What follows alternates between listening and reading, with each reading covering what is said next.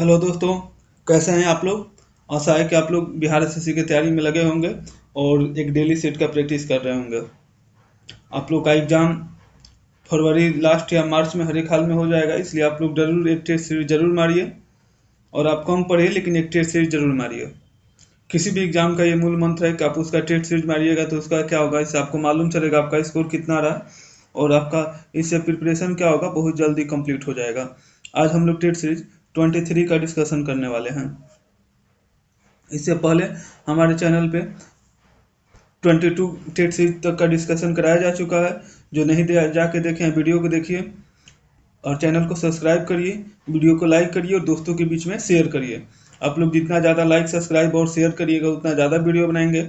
और आप लोग कमेंट करिए, क्योंकि हमारे जो प्लेटफॉर्म का 24 टेट सीरीज का ये बुक है, इसमें आज हम लोग 23 नंबर टेट सीरीज का डिस्कशन कर रहे हैं।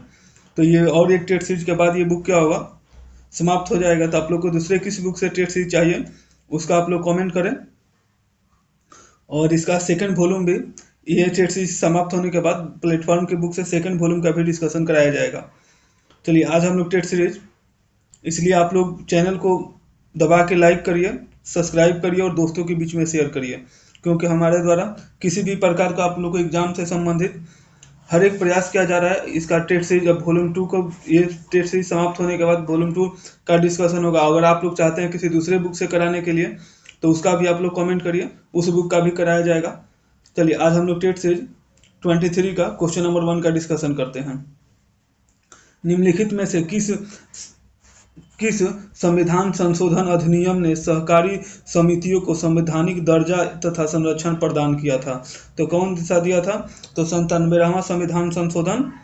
97वां जो संविधान संशोधन हुआ था, इसके द्वारा क्या मिला था, जो सहकारी समितियां थी इनको सहकारी जो समितियां थी इनको संवैधानिक दर्जा मिला था। अच्छा, 97वां जो संविधान संशोधन हुआ था ये कब हुआ था, तो ये 2011 में हुआ था। कब हुआ था, 2011 में हुआ था। इसके संदर्भ में इसमें 3 परिवर्तन इसमें संविधान के लिए, इसमें सहकारी समितियों को गठन करने के अधिकार को मौलिक अधिकार बना दिया गया। अनुच्छेद 19(1)(c) के तहत 19(1)(c) में यूनियन और एसोसिएशन के बाद सहकारिता शब्द जोड़ दिया गया। और इसने एक नया राज्य का नीति निर्देशक तत्व जोड़ा सहकारी समितियों को प्रोत्साहन देने हेतु, जिसको अनुच्छेद 43 ख में रखा। और इसने संविधान में एक नया भाग 9B जोड़ा सहकारी समिति शीर्षक से, जो अनुच्छेद 243 ZH से लेकर 243 ZT तक है। चलिए नेक्स्ट क्वेश्चन हम लोग देखते हैं। क्वेश्चन नंबर 2, भारतीय संविधान में किन 2 अनुच्छेदों में न्यायिक समीक्षा की शक्ति को संवैधानिक को सर्वाधिक स्पष्ट रूप से व्यक्त किया गया है। तो किसमें व्यक्त किया गया है, तो अनुच्छेद 32 और अनुच्छेद 226 में, ऑप्शन नंबर सी। न्यायिक समीक्षा का अर्थ क्या है कि न्यायालय अपने दिए गए फैसले को और संसद द्वारा बनाई गई कानून को जांच के अधिकार है न्यायालय के पास। और संसद द्वारा बनाई गई कानून यदि संविधान सहमत नहीं है तो न्यायालय इस कानून को क्या कर देगा, तो शून्य घोषित कर देगा। नेक्स्ट क्वेश्चन हम लोग देखते हैं। क्वेश्चन नंबर, अच्छा, अनुच्छेद 32 के अंतर्गत उच्चतम न्यायालय को 5 रिट जारी करने का अधिकार प्राप्त है। और अनुच्छेद 226 के अंतर्गत उच्चतम न्यायालय को 5 प्रकार के रिट जारी कर सकते हैं। उच्च न्यायालय 5 प्रकार के अनुच्छेद 2 है ये, अनुच्छेद 226 के अंतर्गत उच्च न्यायालय जारी करते हैं 5 प्रकार का रिट, और अनुच्छेद 32 के तहत उच्चतम न्यायालय जारी करते हैं। नेक्स्ट क्वेश्चन हम लोग देखते हैं। क्वेश्चन नंबर 3, भू राजस्व के लिए अस्थायी बंदोबस्त प्रणाली किसने लागू की थी, तो ये किसने लागू की थी, तो लॉर्ड कॉर्नवालिस ने की थी, ऑप्शन नंबर ए। ये भू राजस्व के लिए अस्थायी बंदोबस्त प्रणाली लॉर्ड कॉर्नवालिस के द्वारा कब लागू किया गया था, तो ये 1793 ईस्वी में लागू किया गया था। अस्थायी बंदोबस्त के तहत जमींदार को भू स्वामी मानकर उनके साथ भूमि की बंदोबस्ती की जाती थी। अस्थायी बंदोबस्त व्यवस्था में भू राजस्व का जो 89% था ये किसको जाता था, तो ब्रिटिश कंपनी को जाता था, और 11% किसके पास रहता था, ये ब्रिटिश कंपनी के पास जाता था, और 11% ये जमींदार के पास रहता था। नेक्स्ट क्वेश्चन हम लोग देखते हैं, क्वेश्चन नंबर 4। कोणार्क का सूर्य मंदिर नरसिंह देव प्रथम ने बनवाया था, वे किस राजवंश से थे, तो किस राजवंश से, तो पूर्वी गंगा राजवंश से थे, ऑप्शन नंबर बी। अच्छा, खुजराहों का जो कंदारिया महादेव का मंदिर है ये चंदेल राजाओं के द्वारा बनाया गया था। पुरी का जो जगन्नाथ मंदिर है ये गंगदेव द्वारा बनवाया गया था। कांचीपुरम का मंदिर पलो राजाओं द्वारा बनाया गया था। नेक्स्ट क्वेश्चन हम लोग देखते हैं, क्वेश्चन नंबर 5। निम्नलिखित में से कौन भारत का एक उच्चतम पर्वत शिखर है, तो भारत का एक उच्चतम पर्वत शिखर कौन है, तो गार्डविन आस्टियन है, ऑप्शन नंबर सी। अच्छा, गार्डविन आस्टियन क्या है, भारत की सबसे ऊंची चोटी। अच्छा, विश्व की सबसे ऊंची चोटी कौन है, तो विश्व की सबसे ऊंची पर्वत है चोटी कौन सी है, तो हिमालय है। आप लोग इसको पहले भी बताए हैं। अच्छा, अगर ये पूछे आपसे कि और ये क्या है, हिमालय जो है ये एक नवीन पर्वत है, और इसकी उत्पत्ति जो है ये टेथिस सागर क्षेत्र में दो प्लेटों के दबाव के कारण हुआ है। भारत की सबसे ऊंची चोटी कौन है, अगर भारत की सबसे ऊंची चोटी पूछे तो भारत की सबसे ऊंची चोटी कौन है, तो केटू है, जिसकी ऊंचाई कितनी है, तो 8611 किलोमीटर है। 111 मीटर है, 1 किलोमीटर में मीटर है, जो पीओके में है। और भारत में सबसे ऊंची चोटी कंचनजंगा है, जिसकी कंचनजंगा की ऊंचाई कितनी है, तो कंचनजंगा की ऊंचाई है 8586 मीटर। नेक्स्ट क्वेश्चन हम लोग देखते हैं, क्वेश्चन नंबर 6।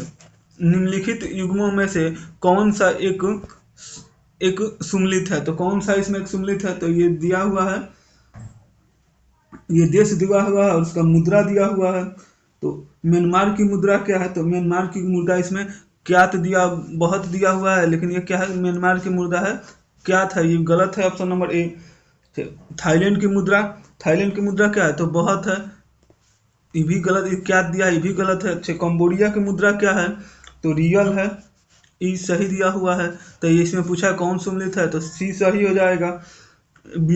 वियतनाम की मुद्रा क्या है, तो वियतनाम की मुद्रा रुपया नहीं है, डोंगा है, क्या है, डोंगा है। नेक्स्ट क्वेश्चन हम लोग देखते हैं, क्वेश्चन नंबर 7। भारत को श्रीलंका से कौन सा जल मार्ग पृथक करता है, तो भारत को श्रीलंका से कौन सा पृथक करता है, तो ये पाक जलडमरू मध्य भारत और श्रीलंका को क्या करता है, पृथक करता है, ऑप्शन नंबर बी। अच्छे, 8 डिग्री चैनल है, ये किसको पृथक करता है, तो 8 डिग्री चैनल है ये मालदीव और मिनिकॉय के मध्य है। 9 डिग्री चैनल है लक्षद्वीप और मिनिकॉय के बीच है। 10 डिग्री चैनल है ये छोटा अंडमान और कार निकोबार के मध्य है। ढक्कन पास जो है ये दक्षिण अंडमान और लघु अंडमान के बीच है। और ग्रेट चैनल जो है ये सुमत्रा इंडोनेशिया का और निकोबार के मध्य है। चलिए नेक्स्ट क्वेश्चन हम लोग देखते हैं, क्वेश्चन नंबर 8। निम्नलिखित में से कौन सा एक लौह एवं इस्पात संयंत्र ब्रिटिश सहयोग से स्थापित किया गया, तो कौन सा स्थापित किया गया था, तो ब्रिटिश सहयोग से स्थापित किया गया था Durgapur, option number D. Bokaro steel plant है, बोकारो का स्टील प्लांट है, ये किसके सहयोग से स्थापित किया गया था, तो बोकारो का स्टील प्लांट यह पूर्व सोवियत संघ के सहयोग से स्थापित किया गया था। भिलाई का स्टील प्लांट है, ये भी पूर्व सोवियत संघ के सहयोग से स्थापित किया गया था। राउरकेला स्टील प्लांट है, ये पश्चिम जर्मनी के सहयोग से स्थापित किया गया था। और दुर्गापुर स्टील प्लांट है, ये ब्रिटेन के सहयोग से स्थापित किया गया था। नेक्स्ट क्वेश्चन हम लोग देखते हैं, क्वेश्चन नंबर 9। निम्नलिखित में से कौन सा एक भारत को उत्तर और दक्षिण भागों में बांटता है, तो भारत को उत्तर और दक्षिण भागों में कौन बांटता है, तो ये कर्क रेखा बांटता है, ऑप्शन नंबर बी। अच्छा, कर्क रेखा भारत के कितने राज्यों से होकर गुजरती है, तो कर्क रेखा भारत के 8 राज्यों से होकर गुजरती है। ये पहले वीडियो में बताए हैं कि कौन कौन राज्यों से होकर गुजरती है। आप लोग उन राज्यों को कमेंट करें। जी, भारत का जो मानक समय है वो कितने राज्यों से होकर गुजरती है? इंडियन स्टैंडर्ड टाइम जो है, ये लाइन ये कितने राज्यों से होकर गुजरती है? तो ये 5 राज्यों से होकर गुजरती है। ये राज्य कौन कौन से? तो उत्तर प्रदेश है, मध्य प्रदेश है, छत्तीसगढ़ है, उड़ीसा है और आंध्र प्रदेश है। चलिए नेक्स्ट क्वेश्चन हम लोग देखते हैं, क्वेश्चन नंबर 10। 10 नंबर क्वेश्चन है, निम्नलिखित में से कौन सा एक भारत का सबसे पुराना तेल शोधक संयंत्र है? तो भारत का सबसे पुराना तेल शोधक संयंत्र कौन सा है? तो डिगबोई है, ऑप्शन नंबर सी। अच्छा, ये क्या है? तो डिगबोई तेल संयंत्र है, ये असम ऑयल कंपनी लिमिटेड द्वारा ये कब से शुरू किया गया है? तो ये 1901 से शुरू किया गया है। डिगबोई तेल शोधक कारखाना कहाँ है? तो डिगबोई तेल शोधक कारखाना ये असम में है। मथुरा तेल शोधक कारखाना कहाँ है? उत्तर प्रदेश में। ट्राम्बे तेल शोधक कारखाना कहाँ है? मुंबई में है। बरौनी तेल शोधक कारखाना कहाँ है? बिहार में है। पानीपत तेल शोधक कारखाना हरियाणा में है और पारादीप तेल शोधक कारखाना उड़ीसा में है। नेक्स्ट क्वेश्चन हम लोग देखते हैं, क्वेश्चन नंबर 11। निम्नलिखित में से किस मुगल सम्राट ने सुहल ए कुल की नीति लागू की? अच्छा, सुहल ए कुल की नीति कौन से मुगल सम्राट ने लागू किया था? तो सुहल ए कुल की नीति अकबर ने लागू किया था, ऑप्शन नंबर सी। सुहल ए कुल के द्वारा अकबर ने सार्वभौमिक सौहार्द और शांति स्थापित करने की कोशिश की। अकबर ने दीन ए इलाही धर्म कब चलाया था? तो अकबर ने दीन ए इलाही धर्म चलाया था। कौन सा धर्म चलाया था? तो अकबर दीन ए इलाही धर्म चलाया था। ये कब चलाया था? तो 1582 ईस्वी में चलाया था। ऐसे इसे तौहीद ए इस्लाम धर्म भी कहते हैं। ये दीन ए इलाही धर्म को हम क्या कहते हैं? तौहीद ए इस्लाम। अच्छा, अकबर के द्वारा एक सनवत स्टार्ट किया गया था, वो कब स्टार्ट किया गया था? तो अकबर के द्वारा जो सनवत स्टार्ट किया गया था वो 1583 ईस्वी में स्टार्ट किया गया था। कौन कहते हैं? तो दीन ए इलाही दीन ए इलाही दीन ए इलाही सनवत अकबर। ये दीन ए इलाही सनवत जो है ये अकबर के द्वारा चलाया गया था। नेक्स्ट क्वेश्चन हम लोग देखते हैं, क्वेश्चन नंबर 12। भारत में स्थानीय स्वायत्त शासी संस्थाओं के प्रति सजगता दिखाने के लिए निम्नलिखित में से किसे जाना जाता है? तो किसे जाना जाता है? तो लॉर्ड रिपन को जाना जाता है, ऑप्शन नंबर बी। अच्छा, रिपन के कार्यकाल का एक महत्वपूर्ण काल जो है 1982 ईस्वी में स्थानीय स्वशासन पर सरकारी प्रस्ताव लाना। लॉर्ड रिपन के प्रस्ताव को स्थानीय स्वशासन संस्थाओं को मैग्ना कार्टा कहा जाता है। नेक्स्ट क्वेश्चन हम लोग देखते हैं, क्वेश्चन नंबर 13। अशोक के शिलालेखों में प्रयुक्त लिपि निम्न में से कौन थे? तो अशोक के शिलालेखों में कौन से लिपि का प्रयोग किया जाता था? तो इनमें ब्राह्मी लिपि, खरोष्टी लिपि और अरमाइका लिपि, ये सभी का प्रयोग होता था। तो सभी होगा ऑप्शन नंबर डी।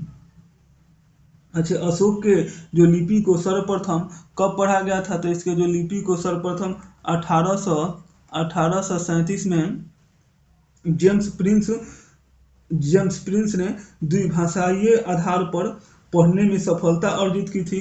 किसके द्वारा किया गया था? तो ये भी पूछा जाता है। ये पहले वाला वीडियो में बनाए हैं, जो नहीं देखे हैं जाके देखिए, जेम्स प्रिंस ने। नेक्स्ट क्वेश्चन हम लोग देखते हैं, क्वेश्चन नंबर 14 नंबर क्वेश्चन है, निम्नलिखित में से कौन सा एक उत्तर भारतीय मंदिर स्थापत्य की विशेषता नहीं है? तो उत्तर भारतीय मंदिर की स्थापत्य की क्या विशेषता नहीं है?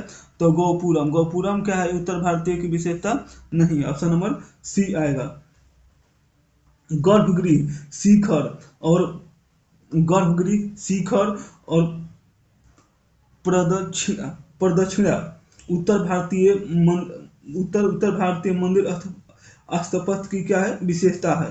तो भारतीय मंदिर की स्थापत्य की नागर, द्रविड़ और बेसर शैलियां हैं। नागर शैली का प्रचलन हिमाचल और विंध्य प्रदेशों के बीच में है। द्रविड़ शैली दक्षिण भारत की शैली है और बेसर शैली मध्य भारत के शैली है। नेक्स्ट क्वेश्चन हम लोग देखते हैं, क्वेश्चन नंबर 15। होयसल की राजधानी निम्नलिखित में से कौन सी थी? तो होयसल की राजधानी है ये निम्नलिखित में से कौन सी थी? तो द्वार समुद्र सी, ऑप्शन नंबर बी। अच्छा, होयसल वंश की स्थापना किसके द्वारा किया गया था? तो होयसल वंश की स्थापना जो है ये विष्णुवर्धन के द्वारा किया गया था। किसके द्वारा किया गया था? तो विष्णुवर्धन के द्वारा किया गया था। होयसल वंश का अंतिम शासक कौन था? तो इसका अंतिम शासक बीरबल्ला तृतीय था। नेक्स्ट क्वेश्चन हम लोग देखते हैं, क्वेश्चन नंबर 16 नंबर क्वेश्चन है, भारतीय स्वतंत्रता संघर्ष के संदर्भ में निम्नलिखित में से किसे कांग्रेस का नरम दलीय नेता बताया जाता है? तो किसे बताया जाता है? तो गोपाल कृष्ण गोखले को। बाकी ये बिपिन चंद्र पाल, लाला लाजपत राय, अरविंद घोष, ये क्या है? गरम दल के नेता हैं। गोपाल कृष्ण गोखले भारत के एक प्रसिद्ध स्वतंत्रता सेनानी, समाज सेवक और विचारक और सुविचारक थे। अच्छे, महादेव गोविंद रानडे अपना राजनीतिक गुरु किसे मानते हैं? तो महादेव गोविंद रानडे को ये अपना राजनीतिक गुरु मानते हैं। अच्छे, गोपाल कृष्ण गोखले को अपना राजनीतिक गुरु गांधी जी हैं। ये अब गांधी जी गोपाल कृष्ण गोखले को क्या मानते थे? अपना राजनीतिक गुरु मानते थे। गांधी जी इनको क्या मानते थे? तो अपना राजनीतिक गुरु मानते थे। और गोपाल कृष्ण गोखले किसको अपना राजनीतिक गुरु मानते थे? तो महादेव गोविंद रानडे को मानते थे। गांधी जी को विनोबा भावे अपना राजनीतिक गुरु मानते थे। और गांधी जी को कौन अपना गुरु मानते थे? तो विनोबा भावे इनको अपना राजनीतिक गुरु मानते थे। विनोबा भावे। नेक्स्ट क्वेश्चन हम लोग देखते हैं, क्वेश्चन नंबर 17, कांग्रेस का भारत के स्वतंत्रता संघर्ष में निम्नलिखित में से कौन सी घटना सबसे पहले घटित हुई थी? तो सबसे पहले कौन सी घटित हुई थी? साइमन कमीशन कब आया था? तो साइमन कमीशन आया था 1928 में। साइमन कमीशन कब आया था? तो 1928 में आया था। अच्छा, कांग्रेस का जो गया अधिवेशन हुआ था ये कब हुआ था? तो कांग्रेस का गया अधिवेशन हुआ था 1922 में।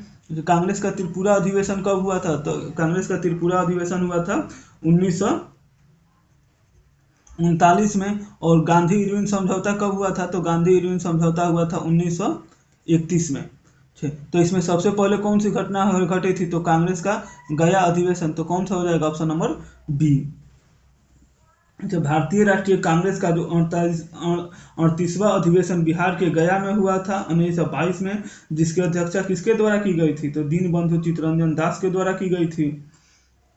और इससे पहले जो है बिहार में 1912 में कांग्रेस का अधिवेशन बांकीपुर में हुआ था, जिसकी अध्यक्षता RNA माघोलकर ने किया था। नेक्स्ट क्वेश्चन हम लोग देखते हैं, क्वेश्चन नंबर 18, आजाद हिंद फौज की महिला रेजिमेंट रानी झांसी रेजिमेंट किसके कमांडर में थी? तो किसके कमांड में थी? तो महिला रेजिमेंट थी आजाद हिंद फौज के, जो झांसी रेजिमेंट इसका नाम था। इसका महिला रेजिमेंट का नाम क्या था? तो झांसी रेजिमेंट था। ये किसके कमांड में थी? तो ये लक्ष्मी सहगल के कमांड में थी। Option number D. जो आजाद हिंद 1943 में सुभाष चंद्र बोस ने आजाद हिंद फौज का सर्वोच्च सेनापति बनाया गया था। आजाद हिंद फौज का जो झंडा था ये कांग्रेस के तिरंगा के भांति था, जिसपे दहाड़ते हुए शेर का चित्र था। नेक्स्ट क्वेश्चन हम लोग देखते हैं, क्वेश्चन नंबर 19, सिंधु घाटी सभ्यता के निम्नलिखित में से किस एक स्थल पर प्राचीन गादोबाड़ा डॉकयार्ड था? तो किस पे था? तो लोथल में था। Option number B. लोथल है, ये वर्तमान समय में कहाँ है? तो लोथल ये वर्तमान समय में ये गुजरात में है। कहाँ है ये वर्तमान समय में? ये गुजरात में है। और ये किस नदी के किनारे है? गुजरात में ये भोगवा नदी के किनारे पर स्थित है। लोथल जो है ये पूछा जाता है किस नदी के किनारे स्थित है? तो ये भोगवा नदी के किनारे स्थित है। नेक्स्ट क्वेश्चन हम लोग देखते हैं, क्वेश्चन नंबर 20 नंबर क्वेश्चन है, वल्लभाचार्य ने किसे दार्शनिक विचारधारा की स्थापना की थी? तो वल्लभाचार्य है किस दार्शनिक विचारधारा की स्थापना की थी? तो ये शुद्ध द्वैतवाद की स्थापना की थी। Option number B. अच्छा, शंकराचार्य जो थे ये अद्वैतवाद की स्थापना किए थे। रामानुजक थे वो विशिष्ट द्वैतवाद की स्थापना किया था। निम्बार्क थे वो द्वैतवाद का स्थापना किया थे। नेक्स्ट क्वेश्चन हम लोग देखते हैं, क्वेश्चन नंबर 21, करकाटे वंश की स्थापना किसने की थी? तो करकाटे वंश की स्थापना है ये दुर्लभ वर्धन ने की थी, ऑप्शन नंबर बी। करक्याटे राजवंश कश्मीर का एक राजवंश था जिसने गोदन वंश के पश्चात कश्मीर पर अपना आधिपत्य जमाया था। नेक्स्ट क्वेश्चन हम लोग देखते हैं, क्वेश्चन नंबर 22। दिल्ली सल्तनत के संदर्भ में सैद वंश का संस्थापक कौन था? तो दिल्ली सल्तनत के संबंध में सैद वंश का संस्थापक कौन था? तो खिरीज खां था, ऑप्शन नंबर ए। अच्छा, खिरीज खां तैमूर लंग का ये क्या था? तो खिरीज खां जो था ये तैमूर लंग का सेनापति था। और भारत से लौटते समय तैमूर ने खिरीज खां को मुल्तान, लाहौर और दिलामपुर का प्रभारी नियुक्त किया। ये किसका सेनापति था? तो ये तैमूर लंग का क्या था? तो ये सेनापति था।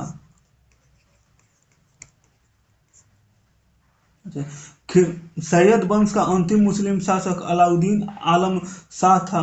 नेक्स्ट क्वेश्चन हम लोग देखते हैं, क्वेश्चन नंबर 23। निम्नलिखित में से कौन सा भारत के प्रथम विधि मंत्री थे? तो भारत के प्रथम विधि मंत्री कौन थे? तो doctor Bhimrao Ambedkar, option number C. स्वतंत्र भारत का पहला मंत्रिमंडल 1947 में गठित किया गया था। ये तो इसमें क्या बनाया गया था? प्रथम विधि मंत्री डॉक्टर भीमराव अंबेडकर थे। सरदार वल्लभ भाई पटेल को क्या क्या मिला था? तो सरदार वल्लभ भाई पटेल को गृह मिला था, सूचना एवं प्रसारण मंत्रालय मिला था और राज्य के मामले मिले थे। डॉक्टर राजेंद्र प्रसाद को क्या मिला था? तो खाद्य एवं कृषि मिला था। और मौलाना अब्दुल कलाम आज़ाद को शिक्षा मंत्री बनाया गया था। जगजीवन राम को श्रम मंत्री बनाया गया था। सरदार बलदेव सिंह को रक्षा मंत्री बनाया गया था। और डॉक्टर श्याम प्रसाद मुखर्जी को उद्योग एवं आपूर्ति मंत्री बनाया गया था। नेक्स्ट क्वेश्चन हम लोग देखते हैं, क्वेश्चन नंबर 25। संघ एवं राज्यों के बीच वित्तीय आवंटन निम्नलिखित में से किसकी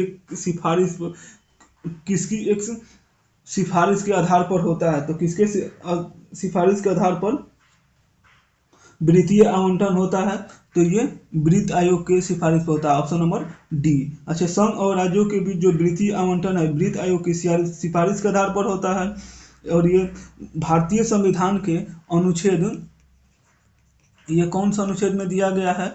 तो अनुच्छेद 280 में वित्त आयोग के गठन का प्रावधान है। और इसका गठन किसके द्वारा किया जाता है? तो इसका गठन जो है यो राष्ट्रपति के द्वारा किया जाता है। किसके द्वारा किया जाता है? तो राष्ट्रपति के द्वारा किया जाता है। और अब तक 15वें वित्त आयोग का गठन हो चुका है। 15वें वित्त आयोग के अध्यक्ष कौन है? तो डॉक्टर NK सिन्हा हैं। नेक्स्ट क्वेश्चन हम लोग देखते हैं, क्वेश्चन नंबर 25। संविधान के किस भाग में नागरिकता का विवरण दिए गए हैं? तो नागरिकता का विवरण कौन से भाग में दिया गया है? तो भाग 2 में दिया गया है। अच्छा, कितना अनुच्छेद कितना से कितना तक दिया गया है? भाग 2 में दिया गया है। और कितना से कितना तक दिया गया है? तो अनुच्छेद 5 से 11 तक किसके बारे में दिया गया है? तो ये नागरिकता से बारे में दिया गया है। संविधान के भाग 1 में जो है संघ और राज्य क्षेत्र के बारे में दिया गया है। अच्छा, और इसमें कितना से कितना भाग 1 में संघ और राज्य क्षेत्र के बारे में अनुच्छेद 1 से 4 तक दिया गया है। भाग 3 में अनुच्छेद 12 से 35 तक किसके बारे में दिया गया है? तो ये बार बार क्वेश्चन बताएं, 12 से 35 तक मौलिक अधिकारों के बारे में दिया गया है। अच्छा, इसके बाद अनुच्छेद ये 3 है। अनुच्छेद 4 में किसके बारे में दिया गया है? तो राज्य के नीति निर्देशक तत्वों के बारे में दिया गया है। अनुच्छेद 4 में किसके बारे में दिया गया है? तो अनुच्छेद 4 में राज्य के नीति निर्देशक तत्वों के बारे में दिया गया है। कि भाग 4 में राज्य के नीति निर्देशक तत्वों के बारे में दिया गया है। अनुच्छेद 36 से 51 तक दिया गया है। नेक्स्ट क्वेश्चन हम लोग देखते हैं, क्वेश्चन नंबर 26। निम्नलिखित कथनों पर विचार कीजिए। किसी राज्य में मुख्य सचिव को उस राज्य के राज्यपाल द्वारा नियुक्त किया जाता है। राज्य के मुख्य सचिव का नियत कार्यकाल होता है। तो कौन सा ऑप्शन सही होगा? तो किसी राज्य के जो मुख्य सचिव को उस राज्य के राज्यपाल के द्वारा नियुक्त किया जाता है। ऑप्शन नंबर ए सही है। तो कौन सा सही होगा? केवल ऑप्शन नंबर ए, ऑप्शन नंबर डी सही होगा। अच्छा, राज्य सचिव के जो पद हैं ये सोपन और शीर्ष का मुख्य सचिव होता है। प्रशासनिक सुधार आयोग की सिफारिश पे 1943 में सभी राज्यों के मुख्य सचिव वरिष्ठ लोक सेवा को वरिष्ठ लोक सेवक को बनाया जाता है। नेक्स्ट क्वेश्चन हम लोग देखते हैं, क्वेश्चन नंबर 27। विश्व विज्ञान दिवस कब मनाया जाता है? तो विश्व विज्ञान दिवस है ये 10 नवंबर को मनाया जाता है। विश्व विज्ञान दिवस कितने तारीख को मनाया जाता है? 10 नवंबर को मनाया जाता है। अच्छा, राष्ट्रीय विज्ञान दिवस कब मनाया जाता है? भारत में जो राष्ट्रीय विज्ञान दिवस मनाया जाता है ये कब मनाया जाता है? तो राष्ट्रीय विज्ञान दिवस है ये, राष्ट्रीय विज्ञान दिवस कब मनाया जाता है? तो ये विश्व विज्ञान दिवस है, राष्ट्रीय विज्ञान दिवस 28 फरवरी को मनाया जाता है। 28 फरवरी को मनाया जाता है। कुशल स्थानीय स्वायत्त शासन के लिए विख्यात दक्षिण भारत का राजवंश था। तो कौन सा राजवंश था? तो चोल राजवंश था। Option number B. अच्छा, इस वंश की स्थापना किसके द्वारा की गई थी? तो चोल राजवंश की जो स्थापना है ये विजयालय ने की थी, जिसकी राजधानी कहाँ थी? इसकी स्थापना किसने की थी? तो विजयालय ने की थी, और इसकी राजधानी जो थी वो तंजौर थी। इसकी राजधानी कहाँ थी? तंजौर थी। नेक्स्ट क्वेश्चन हम लोग देखते हैं, क्वेश्चन नंबर 29। मक्का में सफेद कली किस तत्व की कमी से होता है? तो मक्का में जो सफेद कली है ये जिंक की कमी से होता है। Option number B. धान में जो खैरा रोग होता है, आम में लिटिल लीफ रोग जिंक की कमी से होता है। मटर का मार्स रोग मैग्नीज की कमी के कारण होता है। नींबू में डाईबैक और लिटमस लीफ रोग तांबे की कमी के कारण होता है। नेक्स्ट क्वेश्चन हम लोग देखते हैं, क्वेश्चन नंबर 30।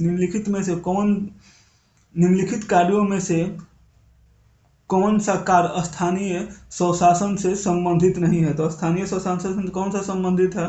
तो लोक व्यवस्था का अनुसरण। Option number D. जन स्वास्थ्य लोक स्वशासन से संबंधित, स्थानीय स्वशासन से संबंधित है। स्वच्छता का प्रबंधन स्थानीय स्वशासन से संबंधित है। जन उपयोगी सेवाएं ये स्थानीय स्वशासन से संबंधित है। तो कौन सा होगा? Option number D.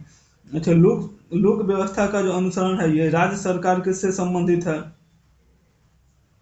Next question हम लोग देखते हैं, क्वेश्चन नंबर 31।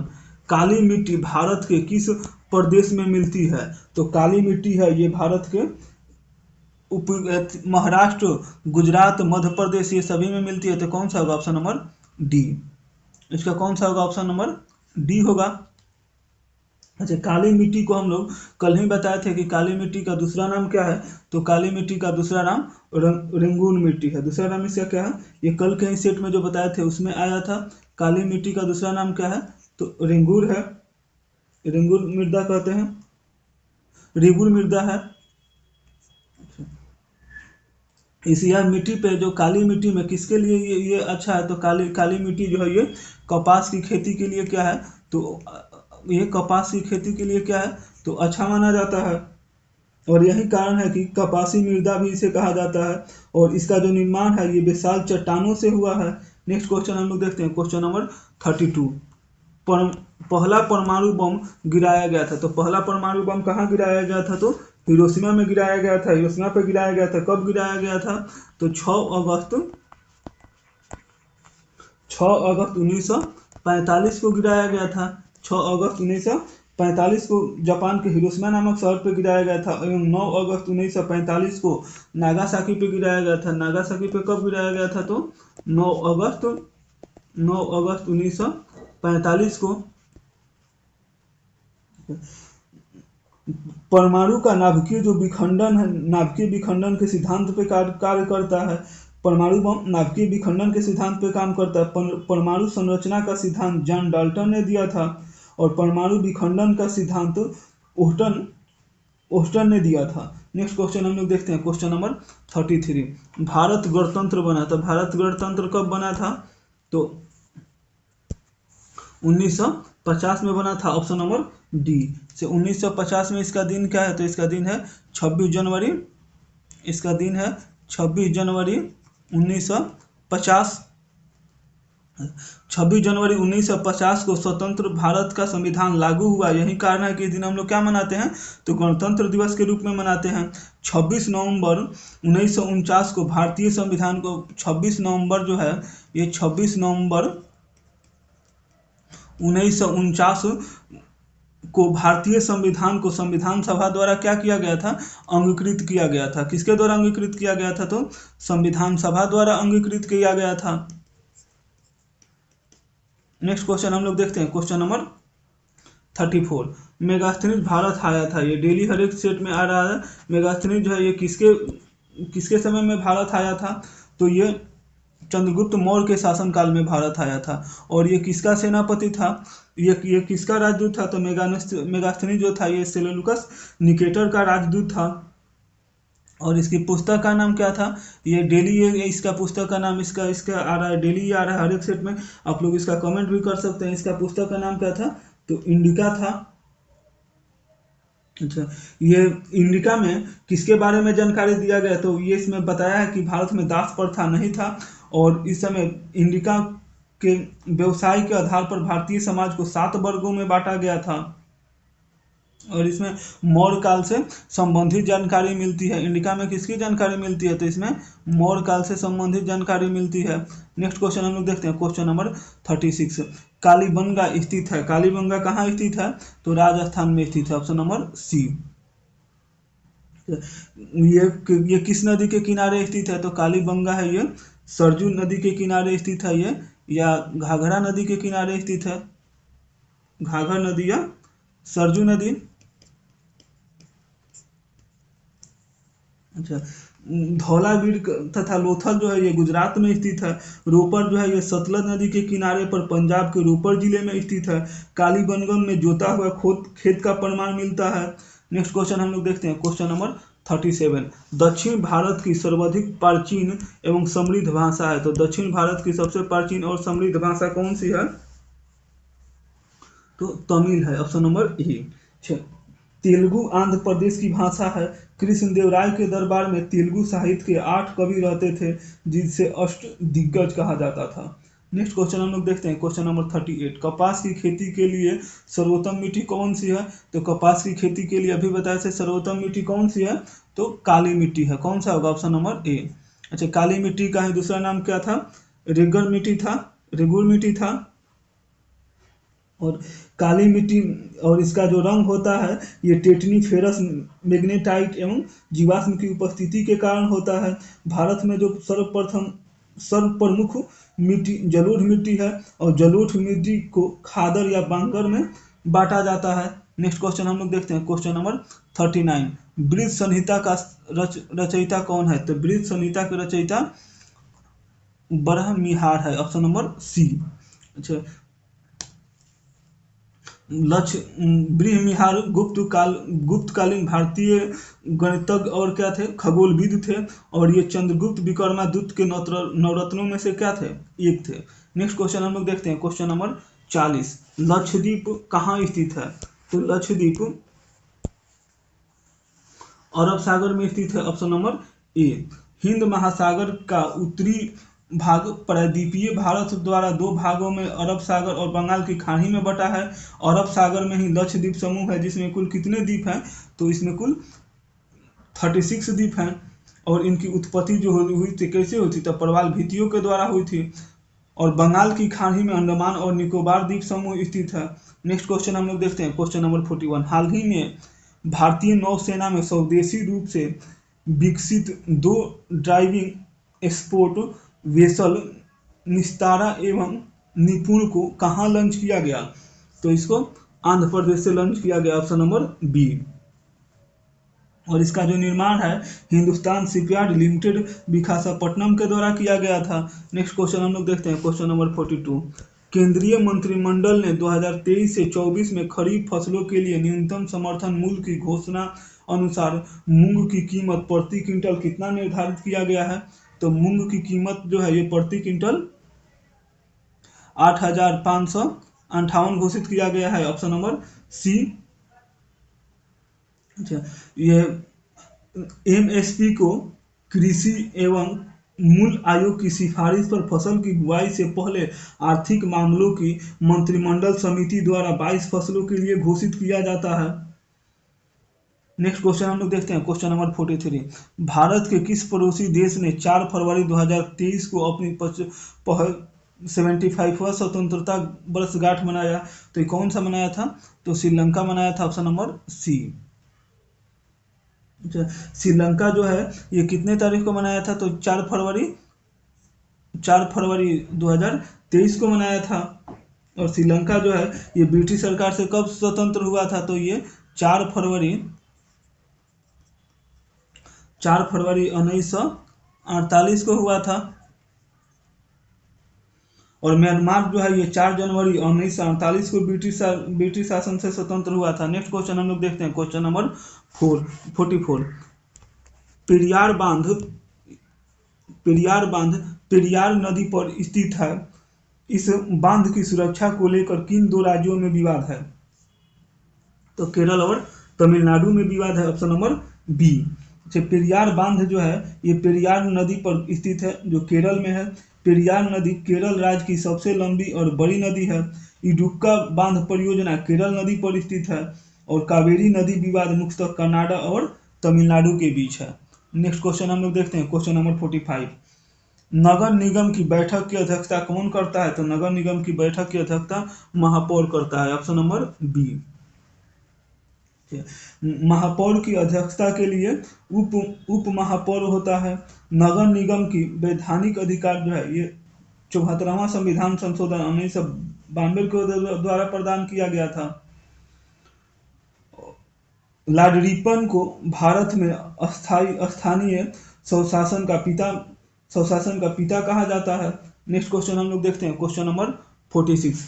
जुलाई 2023 में ऑस्ट्रेलिया के केंद्रीय बैंक की पहली महिला प्रमुख कौन नियुक्त की गई? तो ऑस्ट्रेलिया की जो है पहली केंद्रीय बैंक की पहली महिला प्रमुख मिशेल बुलाक को नियुक्त किया गया, ऑप्शन नंबर ए। नेक्स्ट क्वेश्चन हम लोग देखते हैं, क्वेश्चन नंबर 47। ग्रीडा नामक लोक नृत्य निम्नलिखित में से किस राज्य से संबंधित है? तो ये किस राज्य से संबंधित है? ये मध्य प्रदेश से संबंधित है, ऑप्शन नंबर बी।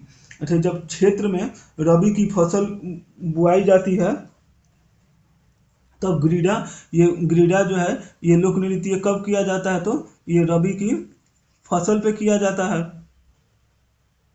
बुंदेलखंड के लोग धान का जश्न मनाने के लिए जावरा नृत्य करते हैं। तो धान का जश्न मनाने के लिए कौन सा नृत्य करते हैं? तो जावरा नृत्य करते हैं। नेक्स्ट क्वेश्चन हम लोग देखते हैं, क्वेश्चन नंबर 48। पेले जिनका निधन हाल ही में निधन हो गया, वो किस देश के महान फुटबॉलर खिलाड़ी थे?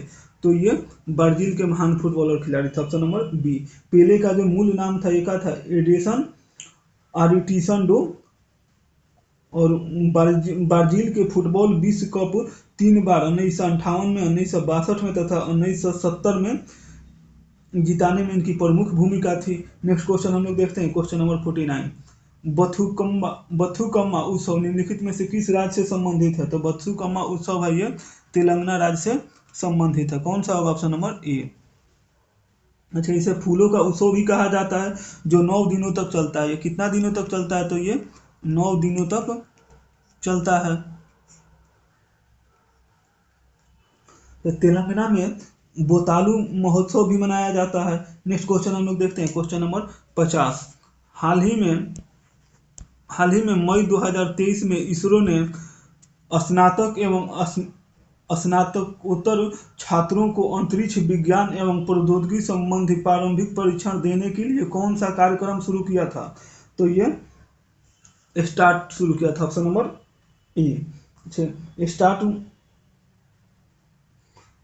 ये किसके द्वारा शुरू किया गया है? तो इसरो के द्वारा शुरू किया गया है। नेक्स्ट क्वेश्चन हम लोग देखते हैं, क्वेश्चन नंबर 51। निम्नलिखित में से कौन सा ऊर्जा का समृद्ध स्रोत है? तो ऊर्जा का समृद्ध स्रोत कौन सा है? तो लिपिड है, ऑप्शन नंबर बी। लिपिड जो है ये ट्राइग्लिसराइड का बना होता है। मानव शरीर को सर्वाधिक ऊर्जा कार्बोहाइड्रेट से प्राप्त होता है। नेक्स्ट क्वेश्चन हम लोग देखते हैं, क्वेश्चन नंबर 52। मानव शरीर में ग्रीव केशरिकाओं भेरिकल वर्टिब्रल की संख्या कितनी है? तो ग्रीव केशरिकाओं की जो संख्या है ये 7 है, ऑप्शन नंबर बी। ग्रीवा केसरुक, जिसे गिरवा रीढ़ भी कहा जाता है, जो आमतौर पर ये गर्दन शरीर का कंकाल प्रणाली की एक क्या है संरचना है, जो 7 अनियमित आकार की हड्डियों से बना हुआ है। नेक्स्ट क्वेश्चन हम लोग देखते हैं, क्वेश्चन नंबर 53। कपड़ा फैक्ट्रियों में काम करने वाले व्यक्ति जैसे कि दरी बुनने वाले निम्नलिखित में से किस व्यावसायिक बीमारी से प्रभावित होते हैं? तो ये दामा ऑर्थोपेडिक से प्रभावित होते हैं, ऑप्शन नंबर बी। पानी में नाइट्रोजन की मात्रा बढ़ जाने से ब्लू बेबी रोग होता है। मानव शरीर में लौह पदार्थों की अधिकता होने से अगर मानव शरीर में अगर लोहा की अधिकता होगा तो कौन सा रोग होगा? मानव शरीर में लोहा की अधिकता होने से सिडरोसिस नामक रोग होता है। नेक्स्ट क्वेश्चन हम लोग देखते हैं, क्वेश्चन नंबर 54। अगर दो प्रतिरोध 2M और 4M को श्रृंखला क्रम में जोड़ा जाए और इस प्रकार संयोजन की जो बैटरी है 12 वोल्ट से जोड़ा जाए तो 6 ओम वाले प्रतिरोध में धारा ज्ञात करना है। अच्छा, तो इसको बनाने के लिए आप लोग ऐसे इसको समझा देते हैं एक बार थोड़ा सा इसको। ऐसा आपका क्या होगा, यहाँ पे बैटरी लगा हुआ है जो कितने वोल्ट का है, तो बैटरी जो है ये 12 वोल्ट का है, और यहाँ पे ये एक है R1 जो है ये 2 ओम है, और R2 जो है ये कितना ओम का है, तो 6 ओम का है। अब आपको R इक्विवेलेंट निकालना होगा, ये किसमें जुड़ा हुआ है, तो ये बताया कि श्रृंखला क्रम में जोड़ा गया है। श्रृंखला क्रम में जोड़ने के लिए R इक्विवेलेंट निकालने के लिए क्या करिएगा, 2 + 6 तो कितना हो जाएगा, तो 8 ओम हो जाएगा। अब इसको हम लोग अगर विद्युत धारा अगर I बराबर हम लोग क्या जानते हैं, तो V/R, तो यहाँ पे वोल्ट दिया है 12 और R कितना आ जाएगा, 8 आ जाएगा। इससे कितना आ जाएगा, तो 1.5 एम्पियर आ जाएगा। तो कौन सा आंसर होगा इसका, आंसर ए हो जाएगा। नेक्स्ट क्वेश्चन हम लोग देखते हैं, क्वेश्चन नंबर 55। निम्नलिखित प्रकार के जीवों में से कौन सा एक दलहन फसल के पौधों की जड़ों में निवास कर नाइट्रोजन स्थिरीकरण करता है? तो कौन सा करता है, जीवाणु करता है, ऑप्शन नंबर ए। दलहन फसलों की जड़ों में निवास कर नाइट्रोजन स्थिरीकरण करता है। जीवाणुओं का उपयोग जो है भूमि की उर्वरकता बढ़ाने में किया जाता है। नेक्स्ट क्वेश्चन हम लोग देखते हैं, क्वेश्चन नंबर 56। कंप्यूटर में मौजूद एक इंटरफेस है, कंप्यूटर में मौजूद क्या है, एक इंटरफेस है जिससे आप किसी डिवाइस को कनेक्ट कर सकते हैं। तो किसको कनेक्ट कर सकते, किसके द्वारा कर सकते हैं, तो पोर्ट के द्वारा कर सकते हैं, option number C. Next question हम लोग देखते हैं, क्वेश्चन नंबर 57। धान के खेतों में निम्नलिखित में से कौन सी गैस सर्वाधिक मात्रा में निकलती है? तो धान के खेतों में सर्वाधिक मात्रा में मीथेन निकलता है। कौन सा, तो मीथेन किस ऑप्शन में दिया हुआ है, तो option number option B. Methane का फॉर्मूला क्या होता है, तो CH4। मीथेन जो है प्राकृतिक गैस का एक मुख्य घटक है। कार्बन डाइऑक्साइड जो है ये पृथ्वी के वायुमंडल में कितना प्रतिशत पाया जाता है, तो कार्बन डाइऑक्साइड है ये पृथ्वी के वायुमंडल में 0.03% पाया जाता है। नेक्स्ट क्वेश्चन हम लोग देखते हैं, क्वेश्चन नंबर 58। निम्नलिखित विकिरणों पर विचार कीजिए और इन्हें घटते हुए बताया इस पर विचार कीजिए और इन्हें घटते हुए तरंग दैर्घ्य के आधार पर इनका विनाश करिए। तो सबसे कम किसका होता है, तो सबसे कम घटते हुए क्रम में लिखना है, तो इसमें सबसे ज़्यादा लिखना रहेगा। तो सबसे ज़्यादा किसका होता है, तो माइक्रोवेव का होता है, तो यह आ जाएगा ऑप्शन नंबर 1 पे।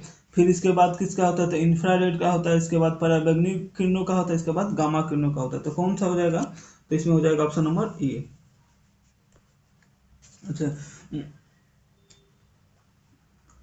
लघु रेडियो तरंगे की खोज हेनरिक हर्ट्ज ने की थी। नेक्स्ट क्वेश्चन हम लोग देखते हैं, क्वेश्चन नंबर 59। कोबाल्ट ऑक्साइड कांच को कौन सा रंग प्रदान करता है? तो कोबाल्ट ऑक्साइड है ये कांच को कौन सा रंग प्रदान करता है, तो गहरा नीला प्रदान करता है, ऑप्शन नंबर सी। तो कोबाल्ट ऑक्साइड का उपयोग केवल नीले रंग के पिगमेंट बनाने में ही के लिए नहीं किया जाता है। ये कोबाल्ट ऑक्साइड तथा कोबाल्ट धातु आमतौर पर निकेल और तांबे के खनन कार्यों के उत्पादक के रूप में उत्पादित किए जाते हैं। फेरस ऑक्साइड भी कांच को रंग हरा, फेरस ऑक्साइड से भी क्या होता है, कांच का रंग हरा होता है। नेक्स्ट क्वेश्चन हम लोग देखते हैं, क्वेश्चन नंबर 60। ग्लूकोज में एथिल एल्कोहल बनाने में किस उत्प्रेरक का प्रयोग किया जाता है? तो किसका प्रयोग किया जाता है? तो जाइलेम का किया जाता है। कौन सा होगा? ऑप्शन नंबर ए। ट्रिप्सिन प्रोटीन को हाइड्रोलाइज करता है। ट्रिप्सिन जो है ये क्या करता है? प्रोटीन को हाइड्रोलाइज करता है। ट्रिप्सिन छोटी आंत में बनता है जब इसका प्रोजनम रूप अग्नाशय द्वारा उत्पादित जो है ट्रिसोनोजोन सक्रिय होता है। नेक्स्ट क्वेश्चन हम लोग देखते हैं, क्वेश्चन नंबर 61। कार्योलाइट किस धातु का अयस्क है? तो कार्योलाइट है ये किस धातु का अयस्क है? तो ये एल्युमिनियम का अयस्क है। Option number D. अच्छा, एल्युमिनियम के प्रमुख अयस्क कौन कौन से हैं? तो बॉक्साइड है, एल्यूनाइट है, कोरंडम है और काओलिन है। नेक्स्ट क्वेश्चन हम लोग देखते हैं, क्वेश्चन नंबर 62। सन 1921 में अल्बर्ट आइंस्टीन को नोबेल पुरस्कार निम्नलिखित में से किस कार्यों के लिए प्राप्त हुआ था? तो इन्हें प्रकाश विद्युत प्रभाव की क्वांटम सिद्धांत की व्याख्या के लिए हुआ था। Option number C. Albert Einstein का एक प्रसिद्ध भौतिकवाद से जो सापेक्षता के सिद्धांत एवं द्रव्यमान के ऊर्जातुल समीकरण दिए थे, जिस समीकरण का क्या नाम है? तो इसी समीकरण को हम लोग क्या बोलते हैं? E is equal to mc²। Next question हम लोग देखते हैं, क्वेश्चन नंबर 63 नंबर क्वेश्चन है, 2000 कूलम आवेश को भी वोल्ट विभवांतर वाले दो बिंदुओं के बीच स्थानांतरित करने के लिए किया गया कार्य 90 जूल है, तो भी का मान ज्ञात करें। तो वोल्टेज का मान ज्ञात करना है, तो ये किसके द्वारा ज्ञात किया जाएगा? तो विभवांतर इज इक्वल टू क्या होता है? तो W/Q। यहाँ पे दिया हुआ है आपका विद्युत ऊर्जा 90 दिया हुआ है और आवेश कितना दिया हुआ है? तो 2000 दिया हुआ है। ये कितना आ जाएगा आपका? तो 0.045 वोल्ट आ जाएगा। तो कौन सा ऑप्शन में है? तो ऑप्शन नंबर बी है। नेक्स्ट क्वेश्चन हम लोग देखते हैं, क्वेश्चन नंबर 64। वाल्ड्रन वाल्स के समीकरण में ए की बीमा है, तो ए की बीमा इसमें क्या है? तो ये ml⁵ इंटू t-2। इसको आप लोग निकालने के लिए इसका फॉर्मूला पर लगाइए, इससे आ जाएगा। इसका शॉर्टकट फॉर्मूला यहाँ से ये आ जाएगा, P is equal to A/v²। Next question हम लोग देखते हैं, क्वेश्चन नंबर 65। समान बीमाओं वाले युग्म हैं, तो समान बीमा वाले इसमें युग्म कौन कौन से हैं? तो ये कार बल अघूर्णन क्या है? समान बीमा वाले हैं। इनकी बीमा क्या होती है? तो इनकी बीमा होती है ml, इनकी बीमा होती है ml⁵ और t-2। समान परिमाण के दो बलों का युग्म जब विपरीत दिशाओं में आरोपित हो तो इसे बल युग्म कहते हैं। बल युग्म के कारण बल अघूर्णन क्या है? एक सदिश राशि है। नेक्स्ट क्वेश्चन हम लोग देखते हैं, क्वेश्चन नंबर 66। कोशिकाओं के आर पार गैसों के संचलन की प्रक्रिया को क्या कहते हैं? तो इसे विसरण कहते हैं। Option number D. अच्छा, विसरण है एक उपलब्ध साधन पर कब्जा करने के लिए अणुओं को फैलाने की प्रक्रिया है। जो कोशिका शब्द का प्रयोग सर्वप्रथम अंग्रेज वैज्ञानिक रॉबर्ट हुक ने 1665 ईस्वी में किया था। और सबसे छोटी कोशिका किसकी होती है? तो सबसे छोटी कोशिका होती है माइक्रोप्लाज्मा गैलीसेप्टिकमा की है। और सबसे लंबी कोशिका तंत्रिका तंत्र की है। सबसे बड़ी कोशिका शुतुरमुर्ग की, अंडे की है। नेक्स्ट क्वेश्चन हम लोग देखते हैं, क्वेश्चन नंबर 67। निम्नलिखित में से कौन सा वसा के पायसीकरण के लिए जिम्मेदार है? तो वसा के पायसीकरण के लिए कौन सा जिम्मेदार है? तो पीत है। Option number D. पीत का पक्वाशय में गिरना प्रतिवर्ती क्रिया द्वारा होता है। पीत जो है ये पीले हरे रंग का क्षारीय द्रव है, जिसका पीएच मान कितना होता है? तो पीत का पीएच मान होता है 7.7 होता है। नेक्स्ट क्वेश्चन हम लोग देखते हैं, क्वेश्चन नंबर 68। आर्गो कैल्शियम किस विटामिन का रासायनिक नाम है? तो ये विटामिन डी का रासायनिक नाम है। अच्छा, विटामिन डी जो है सामान्यतः 3 प्रकार के पाए जाते हैं। कौन कौन से पाए जाते हैं? तो विटामिन D1, विटामिन D2 और विटामिन D3। नेक्स्ट क्वेश्चन हम लोग देखते हैं, क्वेश्चन नंबर 69। मैग्नीशियम की संयोजी इलेक्ट्रॉन निम्नलिखित में से किस कक्ष में होता है? तो किस कक्ष में होता है? तो एम कक्ष में होता है, ऑप्शन नंबर ए। अच्छा, जो संयोजी इलेक्ट्रॉन होते हैं, ये जो अंतिम कक्ष में जो उपस्थिति इलेक्ट्रॉनों की को क्या कहते हैं? संयोजी इलेक्ट्रॉन कहते हैं। मैग्नीशियम सल्फेट के रूप में, मैग्नीशियम जो झरने में तथा मैग्नीशियम क्लोराइड के रूप में समुद्री जल में पाया जाता है। नेक्स्ट क्वेश्चन हम लोग देखते हैं, क्वेश्चन नंबर 70। द्रवित ब्यूटोन और आइसोब्यूटोन का मिश्रण कहलाता है, तो इसका मिश्रण क्या कहलाता है? तो एलपीजी कहलाता है, ऑप्शन नंबर सी। एलपीजी के प्रमुख घटक कौन कौन से हैं? तो एन ब्यूटेन एवं आइसोब्यूटेन है, प्रोपेन है और इथाइल मर्कटोन है। नेक्स्ट क्वेश्चन हम लोग देखते हैं, क्वेश्चन नंबर 71। क्लोरोमाइसीटीन का प्रयोग निम्नलिखित में से किस रोग के उपचार में होता है? तो ये टाइफाइड के उपचार में होता है, ऑप्शन नंबर बी। अच्छा, इंसुलिन की सुई प्रयोग डायबिटीज रोग में किया जाता है। बिलिसिन तपेदिक रोग की नवीनतम दवा है। नेक्स्ट क्वेश्चन हम लोग देखते हैं, क्वेश्चन नंबर 72। एक अवतल लेंस के मुख्य अक्ष के समानांतर स्थित वस्तु से निर्गम प्रकाश की किरणें अपवर्तन के बाद लेंस के उसी तरफ किस बिंदु की ओर झुकती हुई प्रतीत होती है? तो ये मुख्य फोकस की ओर झुकती हुई प्रतीत होती है। अच्छा, अवतल लेंस कैसा होता है? तो अवतल लेंस जो होता है ये किनारे किनारे पर मोटा होता है, और किनारे किनारे पे क्या होता है? तो मोटा होता है, और बीच में क्या होता है? पतला होता है। और इसमें ये बता रहा है कि अगर ये इसका फोटो सही से बन नहीं पा रहा। चलिए नेक्स्ट क्वेश्चन हम लोग देखते हैं, क्वेश्चन नंबर 73। मनुष्य के शरीर के किस भाग में इंसुलिन का सरावण होता है? तो इंसुलिन का जो कहाँ से मनुष्य सिक्रेट करता है? तो ये पेनक्रियास से करता है, अग्नाशय से करता है, ऑप्शन नंबर ए। अग्नाशय का एक भाग है जो लैंगरहैंस दीपिका कहलाता है। रुधिर में ग्लूकोज की मात्रा बढ़ना से मधुमेह कहलाता है। इंसुलिन में अति सरावण से हाइपोग्लाइसिया नामक रोग होता है। नेक्स्ट क्वेश्चन हम लोग देखते हैं, क्वेश्चन नंबर 74। पेलेब्रा नामक रोग किस विटामिन की कमी से होता है? तो पेलेब्रा नामक रोग है विटामिन B3 की कमी से होता है, ऑप्शन नंबर सी। विटामिन B1 की कमी से क्या होता है? तो बेरीबेरिक नामक रोग होता है। विटामिन B2 की कमी से शरीर के भार में कमी आता है, साथ ही साथ ओठ, जीभ और त्वचा में रुखरापन आता है।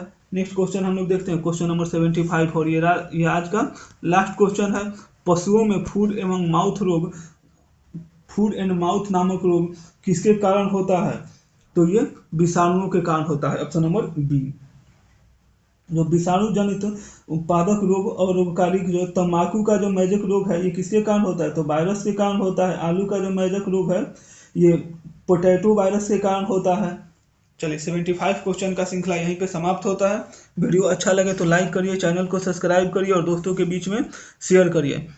Thank you for watching video, please like and subscribe.